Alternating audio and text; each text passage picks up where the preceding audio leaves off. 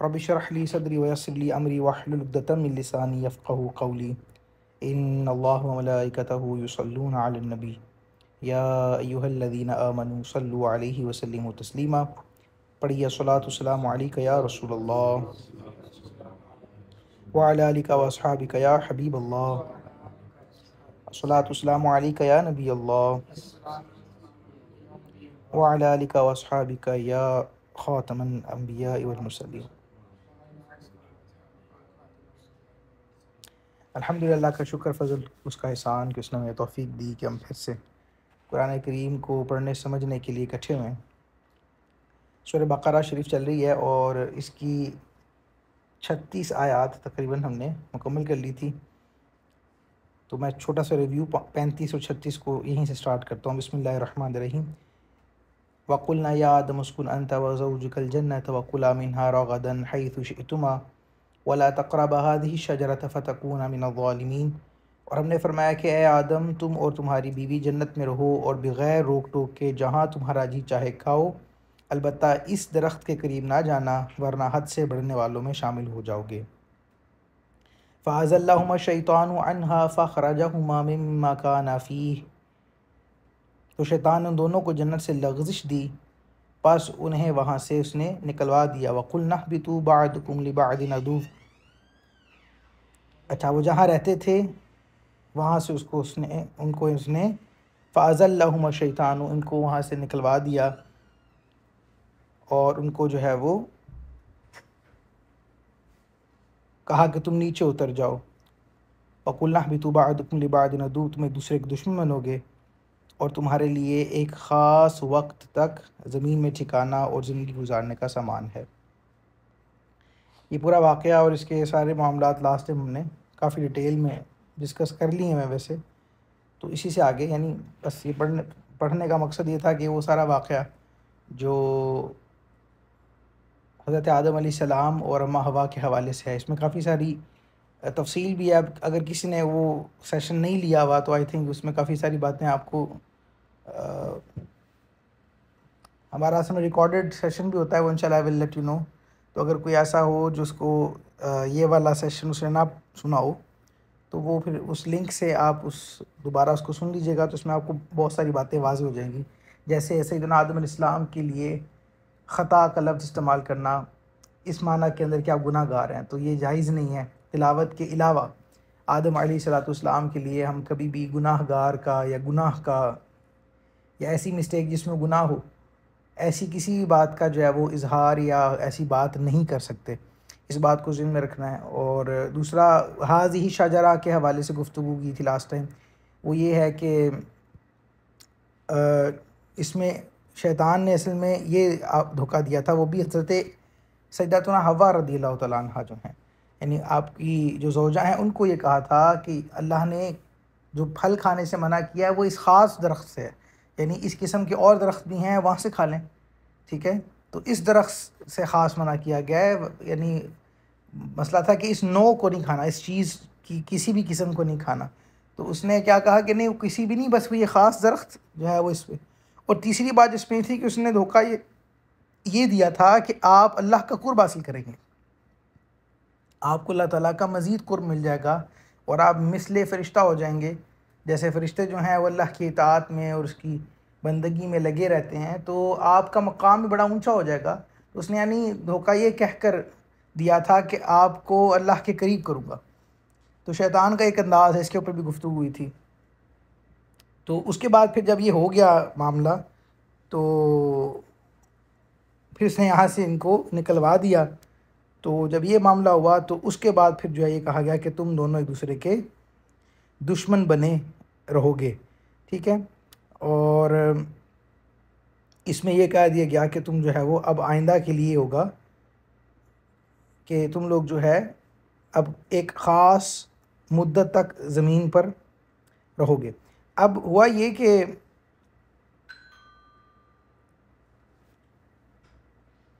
اللہ کے جو خالص بندے ہوتے ہیں ان کو ویسے شیطان ورغلا نہیں سکتا. اس بارے میں دلیل قرآن کریم سے ہمارے پاس موجود ہے. جیسے آپ سورہ صاد کی آیت نمبر 82 اور 83 کو دیکھیں گے کہ اس نے جو ہے وہ اللہ ہی کی قسم کھا کے کہا تھا، قَالَ فَبِعِزَّتِكَ لَأُغْوِيَنَّهُمْ أَجْمَعِينَ، ٹھیک ہے، تو اس نے کہا تھا کہ تیری عزت کی قسم میں ضرور ان سب کو گمراہ کروں گا، إِلَّا عِبَادَكَ مِنْهُمُ الْمُخْلَصِينَ، یعنی مگر جو ان میں تیرے چنے ہوئے بندے ہیں ان کو، یعنی ان پہ اس کا بس نہیں چلتا۔ یہی وجہ ہے کہ سیدنا آدم علیہ السلام کے پاس نہیں آیا تھا، اس کو پتہ تھا کہ یہ نبی ہیں، ان کو میں ورگلا نہیں سکتا، تو آیا یہ اما حوا کے پاس تھا۔ یہ ایک ریزن ہے اس بات کی، ٹھیک ہے۔ اور اس پر پھر وہ اگر کوئی کہے معاذ اللہ کسی طرح کہ آپ کے لیے گناہ کا لفظ استعمال کرے یا کوئی ایسی بات کرے جو ان کی شان نہیں ہے کسی بھی نبی کے حوالے سے، تو یہ جائز نہیں ہے، بس یہ ایک مین اصل بات ہے۔ اور اسی طرح ایک اور بات بھی سورہ صاد ہی کے اندر 47 نمبر آیت میں ہے کہ وَإِنَّهُمْ عِندَنَا لَمِنَ الْمُصْطَفَيْنِ الْأَخْيَارِ، یعنی اور بے شک وہ ہمارے نزدیک بہترین چنے ہوئے بندوں میں سے ہیں، انبیاء کرام علیہ نبینا علیہ السلام کے حوالے سے اللہ نے مطلقاً یہ بات واضح کر کے بیان کر دی ہے۔ تو یہاں پہ وہ والا عقیدہ ہمارا کہ جو ہم کہتے ہیں کہ کوئی بھی جو نبی ہے اس سے گناہ ہو ہی نہیں سکتا، یہ معصوم ہوتے ہیں، ٹھیک ہے۔ تو کوئی کسی بھی حوالے سے بعض اوقات کچھ لوگ ہوتے ہیں وہ انبیاء کرام کے بارے میں بڑی ہلکی بات کہہ دیتے ہیں یا ایسے جملے کہتے ہیں کہ شاید ان سننے والے کو لگتا ہے کہ ان سے کوئی غلطی ایسی ہو گئی کہ جسے اللہ ناراض ہو گیا، چاہے وقتاً ہی صحیح، تو ایسا کوئی معاملہ نہیں ہے، ٹھیک ہے۔ اس پہ کافی دفعہ گفتگو ویسے ہم کر چکے ہیں مختلف مواقعوں پر۔ 37 نمبر آیت میں رب ارشاد فرماتا ہے فَتَلَقَّى آدَمُ مِن رَبِّهِ كَلِمَاتٍ فَتَابَ عَلَيْهِ إِنَّهُ هُوَ التَّوَّابُ الرَّحِيمُ، پھر آدم نے اپنے رب سے کچھ کلمات سیکھ لیے تو اللہ نے اس کی توبہ قبول کی، بے شک وہی بہت توبہ قبول کرنے والا بڑا مہربان ہے۔ ہم یہ اکثر دعا پڑھتے ہیں ربنا ظلمنا انفسنا وَإِن لَّمْ تَغْفِرْ لَنَا وَتَرْحَمْنَا لَنَكُونَنَّ مِنَ الْخَاسِرِينَ، تو اے ہمارے رب ہم نے اپنی جانوں پر زیادتی کی، اور اگر تو نے ہماری مغفرت نہ فرمائی اور ہم پر رحم نہ فرمایا تو ضرور ہم نقصان والوں میں سے ہو جائیں گے۔ یہ وہ کلمات ہیں، اور مزید بھی کچھ ہے، میں آپ اس کے بارے میں عرض کرتا ہوں، لیکن یہاں پہ لفظ ظلمنا کا لفظ استعمال ہے کہ ہم نے ظلم کیا اپنی جان پر۔ تو عربی کا ایک اصول ہے، ایک مقولہ بڑا مشہور ہے، ابرار الحسنات سیئات المقربین، تو کچھ ایسی چیزیں ہوتی ہیں جو بڑے لوگ ہوتے ہیں نا ان کے نزدیک وہ چیز گناہ ہوتی ہے ان کے لیے، جبکہ عام آدمی کے نزدیک وہی کام ثواب کا کام ہوتا ہے، لیکن چونکہ ان کا لیول کافی اوپر کا ہوتا ہے تو وہ اس کام کو بھی اپنے لیے پردہ سمجھتے ہیں۔ مثال کے طور پہ حضرت محمد مصطفیٰ صلی اللہ تعالیٰ علیہ وآلہ وسلم ہمارے آقا، آپ کے بارے میں آپ نے کئی دفعہ سنا ہوگا کہ آپ دن میں 70 مرتبہ استغفار فرمایا کرتے تھے، ٹھیک ہے، اور ابھی میں نے آپ کو بتایا کہ انبیاء سے تو گناہ سرزد ہی نہیں ہوتا، تو پھر استغفار کس بات کے لیے فرمایا کرتے تھے؟ کیونکہ گناہ تو ہے ہی نہیں۔ تو اس میں مختلف اقوال ہیں علماء کرام کے، ایک تو یہ کہ تعلیم امت کے لیے کہ امت بھی پڑھے گی، دوسرا یہ کہ اللہ نے قرآن میں فرمایا نا کہ سورہ ضحیٰ کے اندر وَلَلْآخِرَةُ خَيْرٌ لَكَ مِنَ الْأُولَىٰ، کہ آپ کی جو ہر آنے والی گھڑی ہے وہ پچھلی گھڑی سے بہتر ہے، یعنی جیسے جیسے نیا وقت کا اگلا سیکنڈ آتا رہے گا ویسے ویسے آپ کے درجات، آپ کے معاملات اللہ کی بارگاہ میں بڑھتے چلے جائیں گے۔ تو علماء نے یہ کہا کہ چونکہ آپ کے درجات ہر آن بڑھتے چلے جا رہے ہیں، تو جب آپ کے لیے کوئی نیا مقام کھلتا تو آپ نے اس پچھلے مقام کے اوپر استغفار کیا کرتے، ٹھیک ہے، کہ اچھا یہ میں اس مقام سے تھا، آپ اس مقام، یعنی مجھے یہ بات نہیں تھی تو اس بات پہ استغفار کہا کرتے۔ ایک قول یہ بھی ہے شارح ترمذی میں، شرح ترمذی کے اندر یہ بات لکھی ہے شارح ترمذی نے، وہ کہتے ہیں کہ جب حضور جان عالم صلی اللہ تعالیٰ علیہ وآلہ وسلم قضاء حاجت کے لیے جایا کرتے تو ظاہر ہے جب قضاء حاجت کے لیے جاتے تو اپنا سطر کھولتے تو اتنی دیر کے لیے آپ جو ہے وہ خاموش رہتے، تو جب واپس آتے تو آپ نے دیکھا ہوگا ہم ایک دعا پڑھتے ہیں غفرانک، جو قضاء حاجت کے بعد کی دعا ہے غفرانک، تو اس میں بھی آپ اصل میں استغفار مانگ رہے ہیں نا، اللہ تعالیٰ سے مغفرت طلب کر رہے ہیں۔ تو علماء نے یہ بات بڑے واضح انداز میں لکھی ہے کہ جو مغفرت طلب کرنا تھا وہ اس لیے تھا کہ جتنی دیر میں نے اپنے آپ کو روک رکھا ہے ذکر اللہ سے، یاد الہی سے، ٹھیک ہے، اس کے اوپر استغفار. سبحان اللہ کہ یعنی ویسے یہ ہے سرکار جان عالم صلی اللہ علیہ وسلم کا معاملہ کہ اللہ تعالیٰ سے ہر وقت کنیکشن ہے نا، تو جس وقت ایسا مقام آ جائے تو اس کے بعد بھی آپ استغفار کر رہے ہیں، تو یہ کیا ہے، یہ عام آدمی کے لیے تو کوئی ایسی بات نہیں ہے، لیکن جو خاص الخاص ہیں ان کے لیے جتنا جتنا بڑا مقام ہے اتنی اتنی بڑی. اسی طرح کی ایک بات آپ پڑھیں گے قرآن کے اندر ہی کہ حضرت موسیٰ علیہ السلام نے اللہ تعالیٰ سے دیدار طلب کیا، کہا کہ اللہ ربی ارینی، میں دیکھنا چاہتا ہوں، لن ترانی، تو نہیں دیکھ سکتا. واقعہ سب آپ کو معلوم ہے، آپ جو ہے وہ بے ہوش ہوئے. تو جب ہوش میں نا تو آپ نے اپنے رب سے کہا کہ اللہ مجھے بخش دے کہ میں نے ظلم کیا اپنی جان پر. اب اس میں تو کوئی ظلم، میں نے کیا کیا، میں نے ایسا. تو یہ انبیاء اکرام علی نبینا علیہ السلام کی عاجزی ہے، سراسر عاجزی ہے. اس کی ایک اور مثال دنیا کی مثال سے لے لیتے ہیں. آپ کا کوئی بڑا ہو، ٹھیک ہے، کوئی استاذ ہو، کوئی عالم دین ہو، کوئی ایسا شخص ہو جو ذرا بڑے عہدے پر ہے، اور وہ کہے کہ میں جو ہے وہ بڑا ہی گرا ہوا شخص ہوں، خاک میں لت پت آدمی ہوں، میرا کیا. تو کیا آپ اس کی بات کو سیریس لے کے کہیں گے کہ نہیں جی آپ تو بڑے کو ذلیل شخص ہیں؟ نہیں کہیں گے نا. آپ کا ایسا کہنا بید بھی ہوگا. تو بس سمجھ جائیں کہ یہاں پہ جو آپ نے ظلمناک لفظ اپنے لیے استعمال کیے وہ نہایت عاجزی کا اظہار اپنے رب کی بارگاہ میں، ٹھیک ہے. تو رب کی بارگاہ میں انبیاء کرام علیہم السلام کا کہنا یہ سراسر عاجزی ہے. ہم ایسی کوئی بات، ایسے کوئی سلسلہ کار نہیں کہہ سکتے. یہی بات سورہ یونس کے حوالے سے بھی ہے، جب آپ جو ہے واپس آپ کو آنے کے لیے کہا گیا تو پھر آپ نے بھی اور اب آپ نے کہا نا لا الہ الا انت سبحانک انی کنت من الظالمین. تو اس میں بھی ظالم نہیں کہہ سکتے کسی نبی کو. انہوں نے جو کہا ہے وہ اپنے رب کے سامنے اپنی عاجزی کا اظہار کیا ہے. تو اس طرح کی بہت ساری مثالیں آپ کو ملیں گی، اس کو آپ نے انڈرسٹینڈ رکھنا ہے، بات کو سمجھنا ہے. تو یہاں بھی سیدنا آدم علیہ السلام نے جو بات کہی ربنا ظلمنا انفسنا، تو وہ اسی معنی کے اندر آپ نے.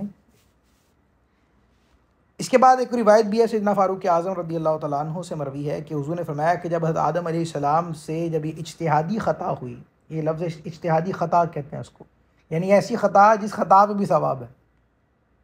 انبیاء کرام اس خطا میں گناہ نہیں ہے. تو آپ بڑے عرصہ دراز تک حیران و پریشان رہے. اس کے بعد انہوں نے بارگاہ الہی میں عرض کی کہ اے میرے رب عز و جل، مجھے محمد مصطفیٰ صلی اللہ تعالیٰ علیہ وآلہ وسلم کے صدقے سے معاف فرما دے. اب جنہوں نے وہی پچھلے 2 سیشنز اگر آپ نے کہیں نہ کہیں لیے ہیں یا سنے ہیں تو آپ کو یہ بات واضح ہوگی کہ میں نے وَكَلَّمَ آدم وَعَلَّمَ آدم الْأَسْمَاءَ، جب میں نے کہا تھا کہ اللہ نے آدم علیہ السلام کو اسماء سکھائے، تو وہ اس کا حصہ ہے یہ کہ جب آپ کو ہر نام کے بارے میں علم تھا، جس نے آپ کو فرشتوں سے افضل قرار دیا، آپ کو ہر نام عطا فرمایا نا، علم اسماء عطا کیا، تو آپ ہر مخلوق کے ہر نام کو جانتے تھے اور ہر زبان میں جانتے ہیں. قیامت تک جتنی بھی اشیاء ہیں ان سب کے نام، یقیناً جب سب کے نام جانتے ہیں تو سرکار جان عالم محمد مصطفیٰ صلی اللہ تعالیٰ علیہ وآلہ وسلم کا نام بھی جانتے ہیں. اور دوسری بات وہ انشاءاللہ بھی آگے آئے گی جب ہم پہنچیں گے سورہ آل عمران میں، تو آپ دیکھیں گے کہ اللہ تعالیٰ نے انبیاء کرام علی نبینا علیہ السلام کے رواح کو اکٹھا کر کے رسول اللہ کا تعارف پہلے ہی بیان کر دیا تھا کہ جب وہ آئیں گے تو یاد رکھنا رسول اللہ صلی اللہ علیہ وسلم. تو اس کا مطلب ہے کہ انبیاء کرام کو تعارف تھا رسول اللہ کا. تو آپ کو یاد آیا، جب یاد آیا زمین پر آ کر، تو آپ نے یہ کہا کہ اللہ اپنے اس پیارے بندے محمد مصطفیٰ صلی اللہ تعالیٰ علیہ وآلہ وسلم کے صدقے سے مجھے معاف فرما. تو پھر اللہ نے پوچھا کہ اے آدم، آپ نے محمد مصطفیٰ صلی اللہ علیہ وسلم کو کیسے پہچانا؟ اس کا بھی ذکر میں کر چکا ہوں کہ اگر اللہ پوچھتا ہے کسی سے تو اس کا مطلب یہ نہیں کہ اللہ کو علم نہیں. اس کا مطلب یہ ہوتا ہے کہ جیسے ایک استاذ پوچھتا ہے کلاس کے اندر کہ بتاؤ اس کے بارے میں کیا ہے، تو اس کا مطلب یہ تھوڑی کہ استاذ کو علم نہیں ہے. اس کا مطلب ہے وہ دیکھنا چاہتا ہے کہ اس کا پوائنٹ آف ویو کیا ہے اس بارے میں، تو وہ اس بارے میں کیا سوچتا ہے، وہ یا اس بارے میں اس کا کیا ایک برین سٹارمنگ جس کو کہتے ہیں. تو اللہ نے پوچھا آدم آپ بتائیں کہ آپ نے یہ نام کہاں دیکھا یا کیا معاملہ تھا، کیسے پتہ چلا؟ تو فرمایا گیا اے اللہ جب تو نے مجھے پیدا کر کے میرے اندر روح ڈالی تو میں نے اپنے سر کو اٹھایا تو عرش کے پایوں پہ لکھا تھا لا الہ الا اللہ محمد رسول اللہ صلی اللہ علیہ وسلم. تو میں نے جان لیا کہ جس کا نام تیرے نام کے ساتھ ہے، سبحان اللہ، اے اللہ جس کا نام تیرے نام کے ساتھ ملا ہے، جو تجھے یقیناً جس کے درمیان دیکھو نا، لا الہ الا اللہ محمد رسول اللہ، بتائیں اللہ اور محمد کے درمیان میں کوئی فرق، کوئی واو بھی نہیں ہے، بس سمجھ رہے ہیں، بالکل ساتھ جڑے ہیں. تو فرمایا کہ میں نے جب دیکھا کہ یہ نام ساتھ ساتھ ہیں، ٹھیک ہے، تو مجھے سمجھ آیا کہ یقیناً یہ کوئی محبوب ہے آپ کے، یہ کوئی خاص ہے.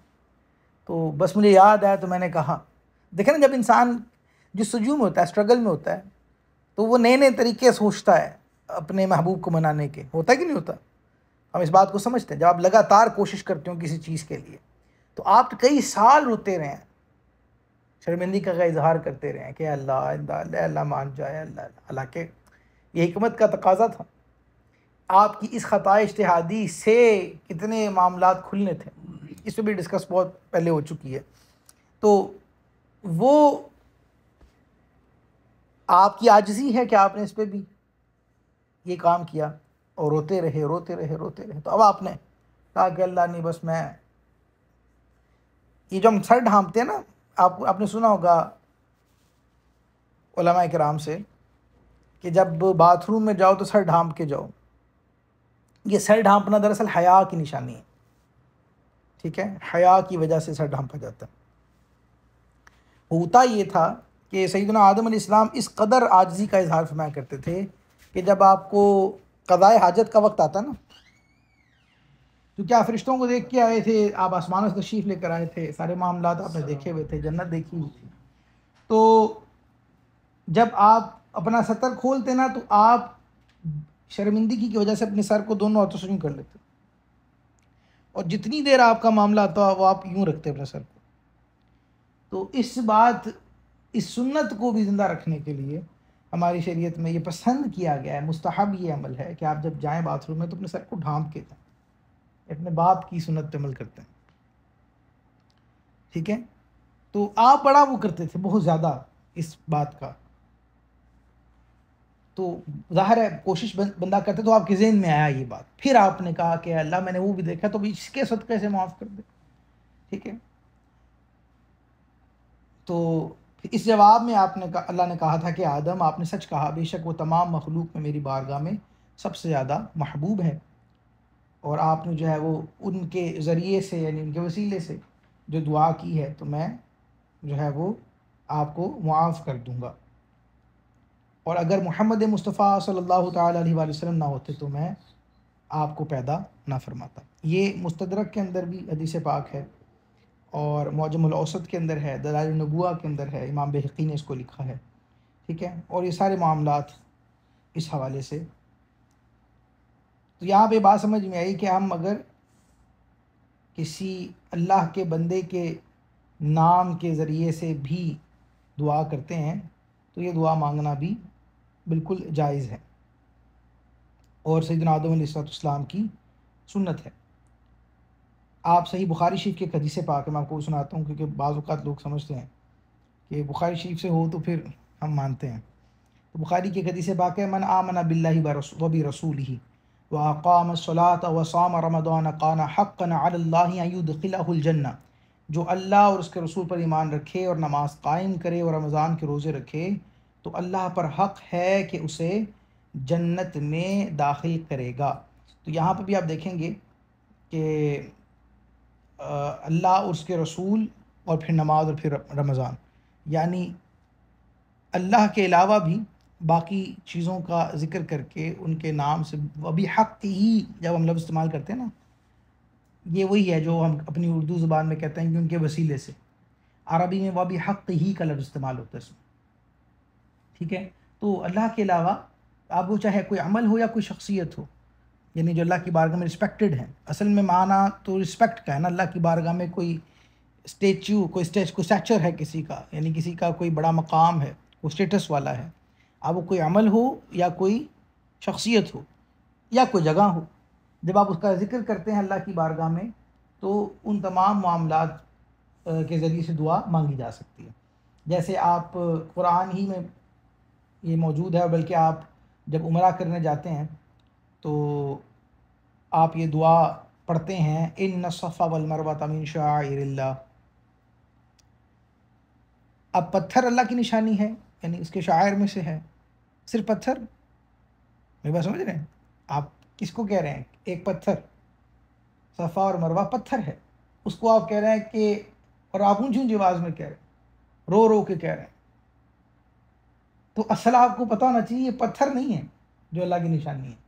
اس پتھر پہ ایک ولیہ کے پاؤں لگے ہیں. ولیہ کون ہے؟ حضرت اسماعیل کی والدہ. نبیہ تو نہیں کہہ سکتے کیونکہ وہ نبی عورت ہوتی ہی نہیں ہے. ایک ولیہ کے پاؤں جہاں لگ کے ختم ہو گئے، وہاں پاؤں پڑے نہیں ہوئے، پاؤں لگ کے اس کے نشان لگے اور وہ چلی گئی. اب وہ نشان لگ کے، یعنی پاؤں کے نشان واضح بھی نہیں ہے، لگ کے چلے کہ اللہ نے قرآن میں سکھایا کہ تم نے کہنا ان الصفا والمروہ من شعائر اللہ. اب جہاں پاؤں لگ کے چلے جائیں وہ پتھر، یعنی وہ جگہ اس کی نشانیوں میں سے ہے. تو جو پورا ولی جو ہے جس جگہ زمین کے ٹکڑے میں آرام فرما رہا ہو، اس کی کوئی رسپیکٹ نہیں ہے. کچھ تو مان لو، تھوڑی سی، اتنی سی 2%. میری بات سمجھ رہے ہیں؟ ظلم یہ ہے کہ بعض اوقات لوگ اس کی رسپیکٹ کی بجائے اس کو مشرکین کے بتوں کے ساتھ ملا دیتے ہیں. یہ ظلم ہے،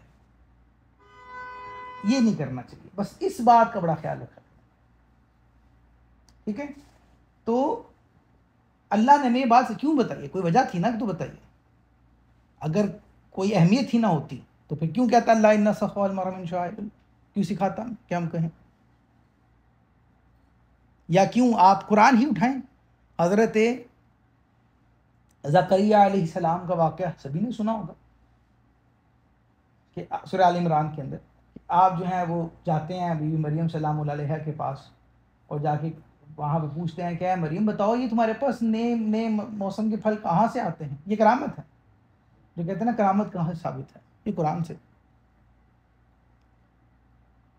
یہ پھل کہاں سے آتے ہیں؟ یعنی گرمی میں سردی کے آئے ہوں گے یا سردی میں گرمی کے آئے ہوں گے. تو آپ نے کہا یہ میرا اللہ مجھے عطا فرماتا ہے. اگین بی بی مریم کون ہیں؟ ولیہ ہیں، نبیہ نہیں. اب ایک ولیہ جو ہے وہ کہہ رہی ہے کہ میرے پاس پھل آ رہا ہے بے موسم کا. مطلب کیا ہوا؟ ٹائم اینڈ اسپیس ختم ہو گیا اس کے لیے.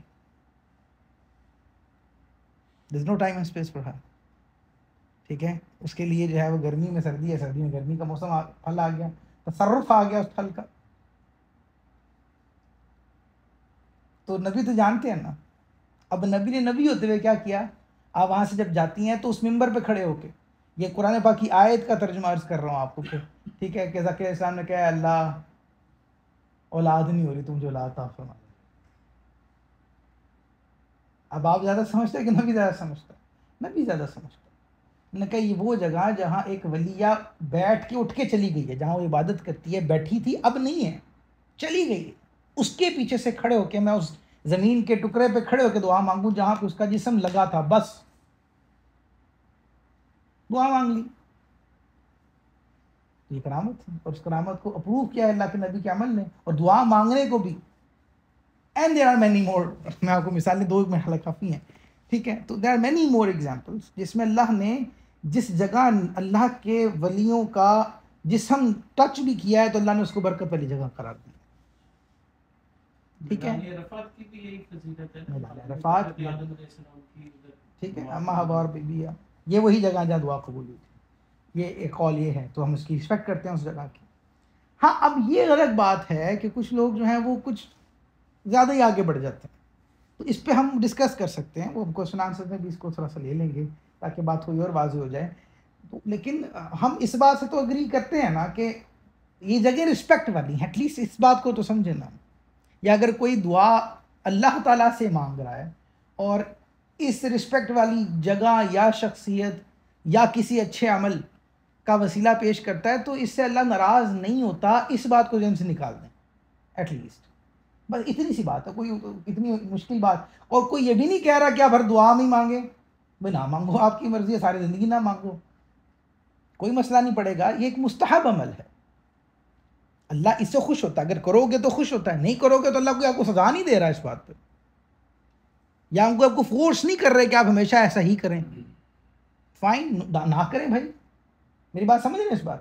تو اس بات کا ہاں اگر آپ یہ کہہ رہے ہیں کہ نہیں جی جو کرتے ہیں وہ سارے مسلمان بھی نہیں ہیں معاذ اللہ، تو یہ آپ نے ظلم کیا ہے، میں یہ بتانا چاہ رہا ہوں، یہ آپ زیادتی نہ کریں، اپنی جو ایک اللہ نے باؤنڈریز آپ کو دی ہیں اس باؤنڈریز سے باہر نہ نکلیں، فائن نہ کرو بھائی، فتنہ گیری نہ کرو، تفرقہ بازی یہ ہے، تفرقہ بازی یہ نہ کرو، میری بات سمجھ رہے ہیں؟ بس دس از دا موسٹ امپورٹنٹ پارٹ۔ دوبارہ آپ نے یہ بات کہی، اور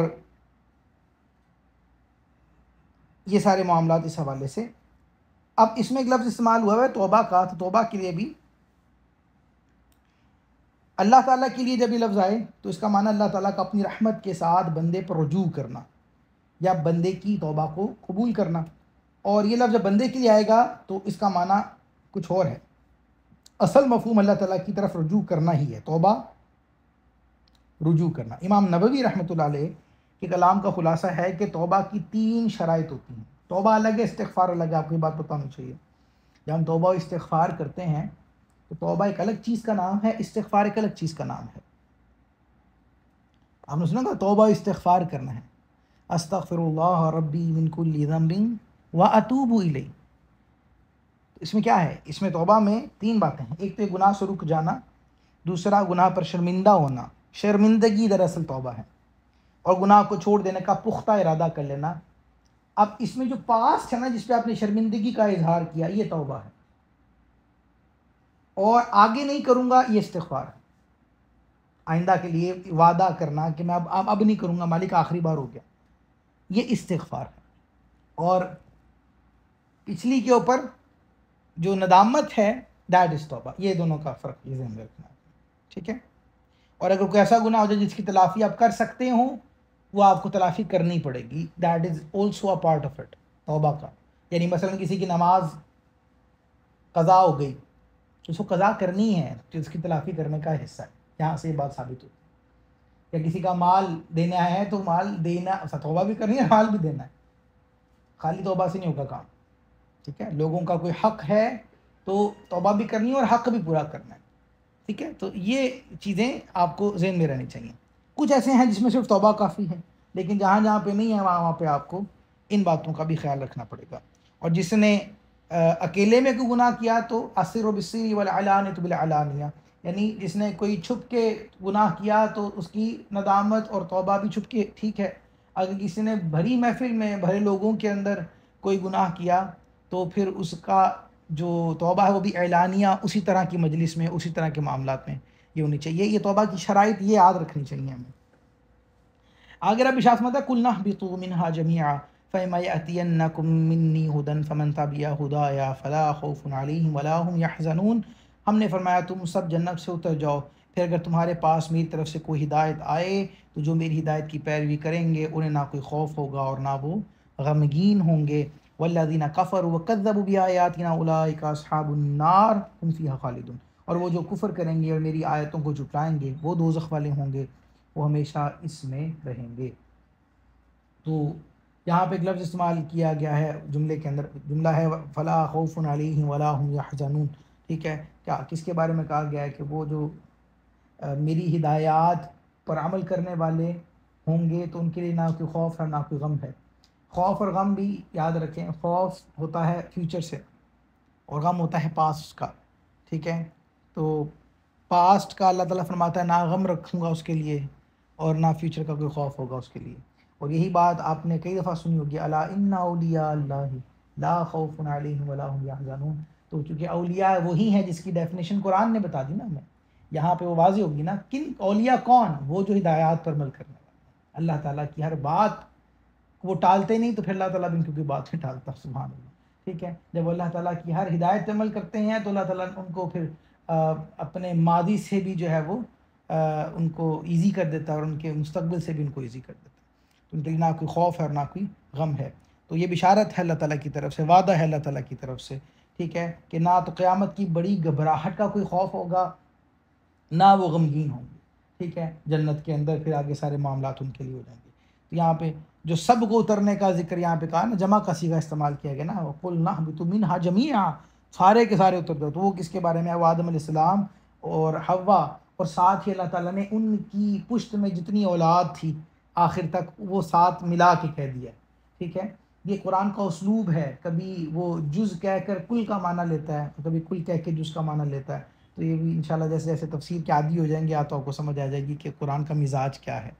یہاں پہ جو ہے وہ جز کہہ کر کل کا معنی لیا گیا ہے. تو جو کہا گیا کہ تم سارے اتر جاؤ، تو مطلب تھا کہ آدم علیہ السلام اور ان کی پشت میں جتنی اولادیں ہیں تم سارے ہی، یعنی وہ سب اب تم لوگ زمین پہ ہی رہو گے. یہ اس معنی کے اندر تھا. یا بنی اسرائیل اذکروا نعمتی التی انعمت علیکم واوفوا بعہدی اوفی بعہدکم وایایا فارہبون. تو اے اسرائیل، بنی اسرائیل، اسرائیل کی اولاد. اسرائیل کون ہے؟ حضرت یعقوب علیہ السلام. اور اسرائیل کا عربی معنی ہے عبداللہ. یہ میں نے پہلے بتایا تھا آپ کو. ایل کہتے ہیں اللہ کو، اسراء یعنی عبد. تو اسرائیل جو ہے وہ آپ کا لقب ہے سیدنا یعقوب علیہ السلام کا. کچھ لوگ اسرائیل کہہ کر بعض اوقات برا نام بھی لیتے ہیں یا اس کی بے ادبی بھی کرتے ہیں. تو وہ اسرائیل ٹھیک ہے، لیکن وہ اسرائیل اصل میں ہمارے ہی نبی کا نام ہے، تو یعقوب علیہ السلام. ٹھیک ہے، تو بنی اسرائیل ان کی ساری پروجنی، جن کی اتنی ساری جو ان کے جو اولاد ہیں ان کے بارے میں ذکر کیا جا رہا ہے. تو اے یعقوب کی اولاد، یعنی یاد کرو میرا وہ احسان جو میں نے تم پر کیا، اور میرا عہد پورا کرو، میں تمہارا عہد پورا کروں گا، اور صرف مجھ سے ڈرو. اسرائیل ویسے عبرانی زبان کا لفظ ہے، ویسے میں آپ کو بتا دوں. اب یہاں سے لے کر تقریباً 150 آیات تک، یعنی یہ بھی 40ویں آیت میں نے پڑھی، تو 40ویں سے لے کر 150 آیات تک جو ہے وہ اکثر اب بنی اسرائیل کا تذکرہ یہ جاری رہے گا سورہ بقرہ کے اندر. ٹھیک ہے، اور ان کے عروج و زوال، ان کی عزت و ذلت، ان کے اقبال، ان کے اعتبار، ان کے کیسے کیسے حالات اٹھائے گئے، ان کو کیسے کیسے معاملات میں سے گزارا گیا، اس کی ایک اچھی ڈیٹیل آپ کو ابھی اس میں ان کا پس منظر ہے وہ اس کا ذکر ہوگا. ٹھیک ہے، اس کو پھر بار بار دہرایا گیا ہے اور بار بار بتایا گیا ہے، اور ان کی جو بڑی حکومتیں، ان کے عروج و زوال کا معاملہ، اس کے فلسفے کو سمجھایا گیا ہے. اور یہ ساری بات بتانے کا مقصد کیا ہے؟ یعنی بنی اسرائیل کی کہانیاں سنیں گے آپ.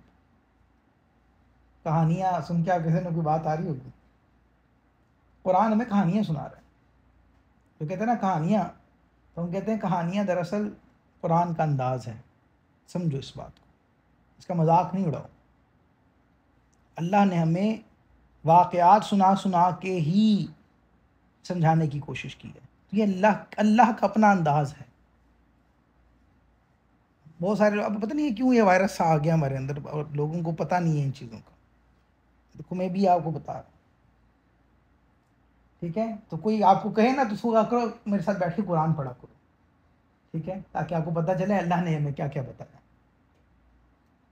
دیر از اے ریزن فار دیٹ نا. اب اللہ تعالیٰ گدھے کا ذکر بھی کر رہا ہے، بقرہ گائیں اس کا ذکر بھی کر رہا ہے انوکھے انوکھے ناموں کے ساتھ. گائیں، چونٹی، مکڑی. قرآن عنکبوت مکڑی ہے، نمل چونٹی ہے. ٹھیک ہے، تو کوئی پوچھے کہ تو اس کو بتائیں دیکھو یہ تو اللہ کا انداز ہے نا، اللہ کے نبی نے چنے ہیں، تو کیا اس کا بھی مذاق اڑائیں گے؟ کہ قرآن تو جو ہے وہ جانوروں کے نام لے رہا ہے. یہ بس سمجھ رہے ہیں؟ استغفر اللہ من ذالک. تو جب بے باک انسان ہوتا ہے نا تو کہیں بڑی دور تک جاتی ہے بے باکی. تو دھیان رکھا کریں اس بات کی طرف. توجہ اس لیے دلائی ہے میں نے آپ کو کہ بہت عام ہے اس وقت. تو بہرحال اس میں مقصد کیا ہے، کہانی سنانے کا مقصد کیا ہے، میں اس بارے میں تھوڑی سی گفتگو کرتا ہوں. پھر میں انشاءاللہ کوشش کروں گا کہ یہیں پہ اس کو ختم کریں گے، اور اس کے بعد کوشچن آنسر کا سلسلہ بھی انشاءاللہ جاری رہے گا. تو دیکھیں یہ کہانی بتانے کا مقصد قرآن میں کیوں ہے مختلف واقعات بیان کرنا، بلکہ اللہ نے سورہ یوسف کو احسن القصص کہا ہے، بہترین کہانی. اللہ کہتا ہے بہترین کہانی. سمجھ رہے ہیں؟ بہترین قصہ نہ سناؤ تو کیا آپ یہ منع کریں گے نہیں ہمیں کہانیاں نہ سناؤ؟ اللہ کہہ رہا ہے میں کہانی سناؤں بہترین، آپ کہتے ہیں ہمیں کہانیاں نہ سناؤ. ہم تو ذوق سے سننے والے ہیں کہانی. سمجھ گئے بات؟ امید ہے انشاءاللہ آئندہ کے لیے آپ اس سے پریشان نہیں ہوں گے. تو وہ بہترین قصہ کیوں ہے؟ کیونکہ اللہ نے انسانی فطرت کے اندر دو باتیں بڑی اہم رکھی. ایک ہمارے اللہ نے ہماری انسٹنکٹ کے اندر، بیسک انسٹنکٹ کے اندر یہ بات رکھی ہے کہ انسان میں کیوریوسٹی ہوتی ہے، اور بیسک انسٹنکٹ کا حصہ ہوتا ہے کہ انسان کہانی پسند کرتا ہے. جیسے جیسے چیز ڈیولپ ہوتی ہے آپ زیادہ اس کی طرف توجہ کرنا شروع کر دیتے ہیں. That's a very basic. یعنی جو ہمارا کریٹر ہے اس نے ہمیں بات سمجھائی اور بتائی ہے کہ بہترین انداز ہے کہ تم کوئی واقعہ بیان کر کے لوگوں کو جو ہے نا اپنی طرف بلایا کرو. یہ اللہ نے ہمیں سکھایا ہے قرآن میں خود کر کے. تو اگر کوئی آپ کو کوئی واقعہ سناتا ہے تو پریشان نہ ہوا کریں، اس میں سے اسباق لیں اپنے لیے. ٹھیک ہے؟ Story telling is a whole thing. ٹھیک ہے؟ تو اس میں سے کوئی بعض اوقات یہ سمبلز ہوتے ہیں اس کے اندر بہت ساری چیزوں کے، یا بعض اوقات اس سے ہم نے کوئی عبرت حاصل کرنی ہوتی ہے، یا بعض اوقات ہم نے کوئی چیز فالو کرنی ہوتی ہے، تو اس کو نکالنا ہوتا ہے. آپ الحمدللہ کافی سیشنز میں تو آ رہے ہیں الحمدللہ، آپ نے دیکھا ہوگا کہ ہم جب ایک آیت پڑھتے ہیں تو اس میں کتنا کچھ نکالتے ہیں. پھر پڑھتے تو ایک آیت ہے، اس میں کتنے مسائل نکالتے ہیں، اس میں سے کتنی باتیں کھولتے ہیں. ٹھیک ہے؟ گریں کھلتی ہیں، پھر ہم بتاتے ہیں اس معنی سے یہ بات بھی ہے، اس کا مطلب یہ بھی ہے. تو کیا ہے؟ دس از دا وے. اللہ تعالیٰ ہمیں بتاتا ہے کہ تم نے اپنے دماغ کو اس طرح استعمال کرنا ہے. ٹھیک ہے؟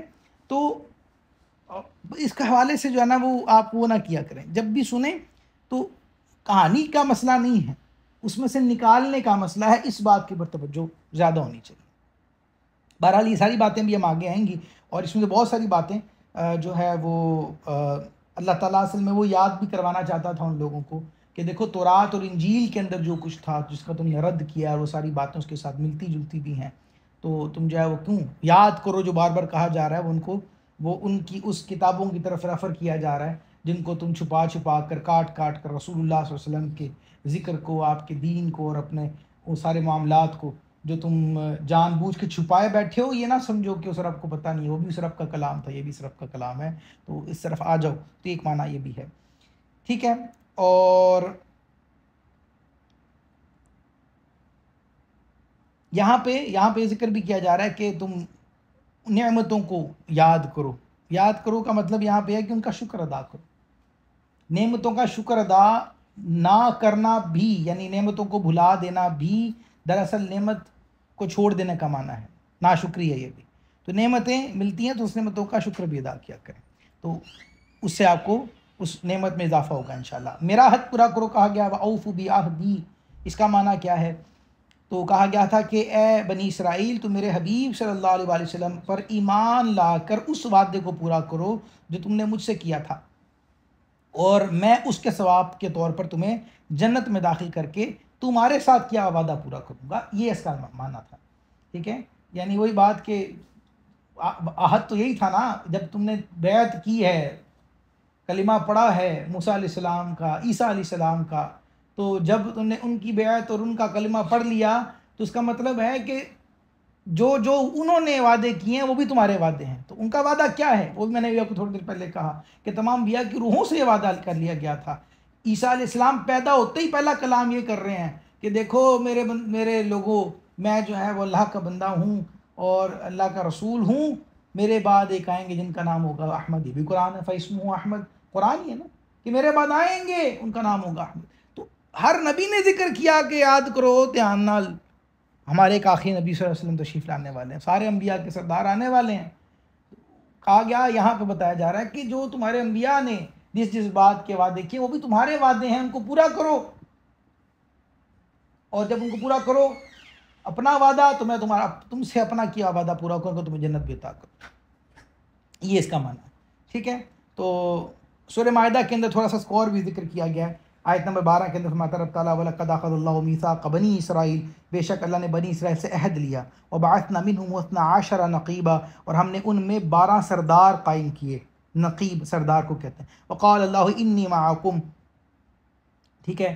تو اللہ نے فرمایا بے شک میں تمہارے ساتھ ہوں. لَئِنْ أَقَمْتُمُ الصَّلَاةَ وَآتَيْتُمُ الزَّكَاةَ وَآمَنْتُمْ بِرُسُلِي وَعَزَّرْتُمُوهُمْ وَأَقْرَضْتُمُ اللَّهَ قَرْضًا حَسَنًا لَأُكَفِّرَنَّ عَنْكُمْ سَيِّئَاتِكُمْ وَلَأُدْخِلَنَّكُمْ جَنَّاتٍ تَجْرِی مِن تَحْتِهَا الْأَنْہَارُ، یعنی اگر تم نماز قائم رکھو اور زکوٰۃ دیتے رہو اور میرے رسولوں پر ایمان لاؤ اور ان کی تعظیم کرو، ٹھیک ہے، وَعَزَّرْتُمُوهُمْ کا لفظ ہے نا، ان کی تعظیم و توقیر بھی کرنی ہے، ایمان کلمہ پڑھنے کا نام نہیں ہے، عزت بھی کرنی ہے، وہ عزت رکھنی بھی ہے، سارے معاملات بھی ہیں، تو ان کی عزت و تعظیم بھی کرنی ہے، ٹھیک ہے، وہ بھی کرتے رہو گے اور اللہ کو قرض حسنہ دو گے تو بے شک میں تم میں سے تمہارے گناہ مٹا دوں گا اور ضرور تمہیں ان باغوں میں داخل کروں گا جن کے نیچے نہریں جاری ہیں۔ تو یہ وہ عہد تھا دوسرا، یہ جو وعدہ کہ تم میرا وعدہ پورا کرو، میں تمہارا ساتھ جو کیا ہوا وعدہ وہ پورا کروں گا۔